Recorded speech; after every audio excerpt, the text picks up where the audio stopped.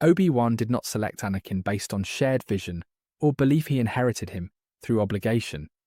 Qui-Gon identified the potential and insisted on training him. When Qui-Gon died, Obi-Wan absorbed responsibility but not conviction. This instantly shifted their dynamic from mentorship to compliance, because conviction drives investment and obligation drives monitoring.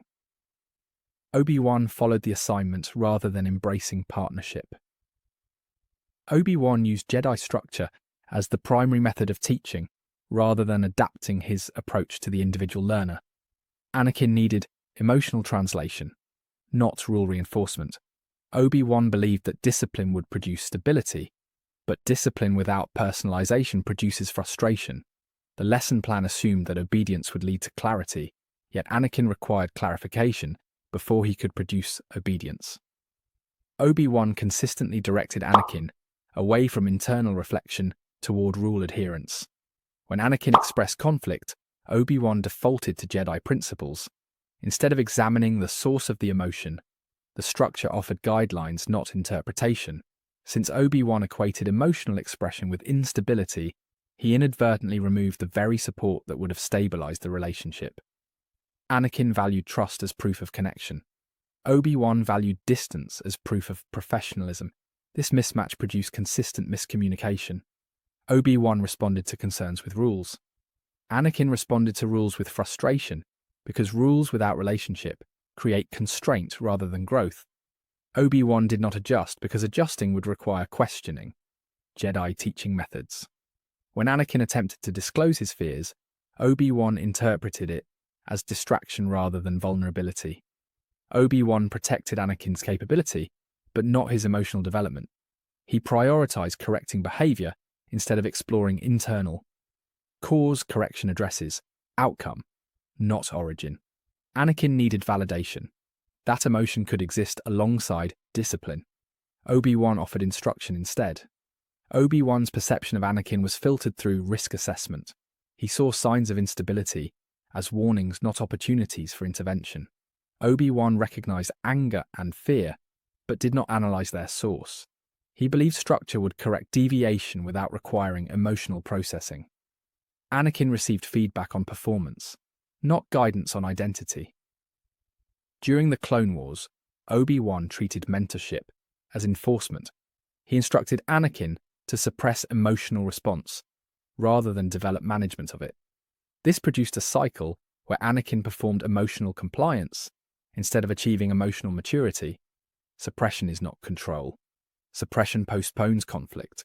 Obi-Wan did not recognize the distinction. Obi-Wan constructed distance between mentor and student to maintain neutrality. The Jedi Order reinforced emotional separation as technique, but Anakin interpreted distance as rejection. Since Obi-Wan equated emotional involvement with compromise, he withheld connection in the moments when connection would have produced stability. Anakin became more isolated while Obi-Wan believed he was protecting objectivity. On Mustafar, Obi-Wan confronted Anakin as a failed assignment rather than a former student. The exchange focused on judgment rather than reconciliation, and Obi-Wan prioritized stopping the threat rather than understanding the cause. Anakin needed accountability that allowed restoration. Obi-Wan offered accountability that enforced separation and sealed the outcome. During the final confrontation, Obi-Wan chose to walk away, rather than resolve the conflict. He did not attempt extraction, he did not offer continued guidance, and he did not provide closure. Leaving Anakin in agony functionally ended the relationship through detachment. Obi-Wan justified this choice through certainty that the situation was irreparable, but certainty prevented intervention. Obi-Wan treated the Jedi Code as proof of correctness, rather than a framework requiring adaptation. Anakin interpreted adherence to the code as inflexibility, and the lack of adaptation amplified mistrust. Obi-Wan believed consistency demonstrated strength, but consistency without adjustment revealed rigidness. Obi-Wan could not adjust teaching because adjusting required re-examining belief. Obi-Wan failed Anakin not through lack of care, but through lack of adaptive interpretation. He maintained structure instead of connection, instruction instead of understanding, and judgment instead of inquiry. Obi-Wan never asked why Anakin felt. What he felt, therefore, he could never address it. Their relationship remained procedural, not relational, and procedure cannot prevent collapse. Obi-Wan never defined his own identity, apart from institutional alignment from childhood training. Through adulthood, he existed as an executor of external instruction, not an independent decision-maker.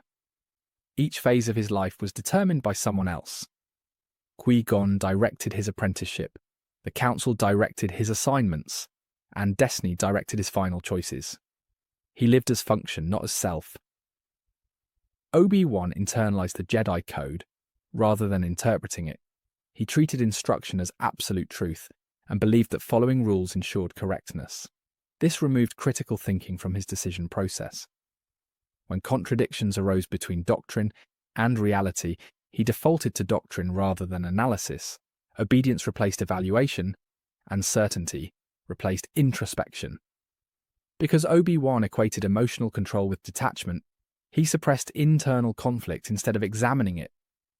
When doubt emerged, he avoided reflection because internal examination would require questioning doctrine. Doubt became threat, not teacher. Emotional avoidance prevented him from understanding his own emotional requirements, and therefore prevented him from understanding Anakin's. During the Clone Wars, Obi-Wan became a symbol of Jedi stability, but the cost of that stability was personal suppression. He placed responsibility over identity, and process over introspection. By valuing performance of composure, he limited growth. Emotional detachment became routine rather than principle, and eventually became identity. When Anakin fell, Obi-Wan interpreted the event as personal failure, yet he did not analyze his own role beyond acknowledging failure. He accepted defeat as final, and chose exile acceptance, replaced effort. Obi-Wan's framework allowed no space for attempting restoration, because restoration requires emotional confrontation, and he avoided confrontation with emotion. Obi-Wan retreated to Tatooine and disengaged from responsibility. He monitored Luke but did not act to restore balance. He chose observation instead of participation, because participation required confronting the past and evaluating his own decisions. The desert represented isolation and insulation rather than mission. His identity became defined by absence instead of action. Obi-Wan refused to revisit Anakin because revisiting required vulnerability. He concluded that Anakin was lost and preserved, that conclusion as permanent belief. Once a belief becomes fixed, evaluation stops. Obi-Wan used detachment as emotional shield which prevented growth and delayed acceptance. He carried the weight of the Jedi Order's destruction, yet never processed it. He allowed grief to become routine rather than resolved. Emotional paralysis shaped his behavior more than purpose. He abandoned action because action could expose unresolved guilt, and guilt would require internal examination. Obi-Wan confused resignation with peace. He accepted suffering as the necessary result of failure, but acceptance without understanding is submission. He believed retreat preserved balance, but retreat prevented repair. Obi-Wan performed duty by watching over Luke, but emotionally disengaged from his own identity. Obi-Wan viewed questioning doctrine as betrayal, so he never examined whether doctrine contributed to collapse. He never challenged method, only outcome. He could grieve loss but not evaluate cause. Without evaluation, repetition becomes possible doctrine that cannot be questioned, cannot evolve. Obi-Wan failed himself by prioritizing obedience over identity, adherence over understanding, and avoidance over resolution. He protected structure but abandoned self-exploration. He never allowed himself the space to develop personal belief, separate from institutional instruction. His tragedy is not that he failed others, but that he never permitted himself to become more than the doctrine he served. Obi-Wan's story reveals that discipline without introspection becomes limitation. Guidance without connection becomes distance, and loyalty without identity becomes erasure. He did not fall from greatness. He faded into resignation not because he lacked strength, but because he never learned to question the system that shaped him. Thank you for watching. Be sure to like, subscribe, and hit that share button. My main channel is Critical Analysis Hub, where I post Star Wars content about the movies. My secondary channel is Critical Analysis Hub Plus, where I focus on the shows of Star Wars, and my third channel is Critical Analysis Hub XP, where I post comic books. Be sure to take a moment and check them out. Thanks, and may the Force be with you.